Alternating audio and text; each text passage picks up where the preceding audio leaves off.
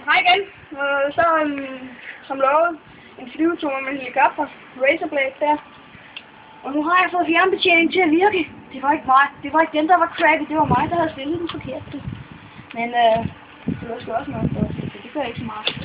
Så ser vi det her crappy shit video. Det skulle da ret gerne gøre.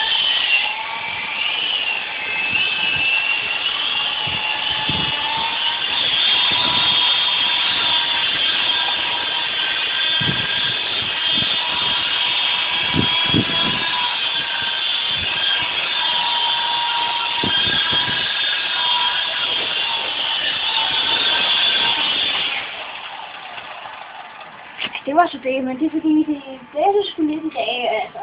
Det kan godt være, at man ikke kan se dem med sådan nogle helikopter, de er sgu meget vindfølsomme. Så derfor er det lidt uroligt. Men jeg skal se, om jeg kan komme ind igen, hvor det er vindstille.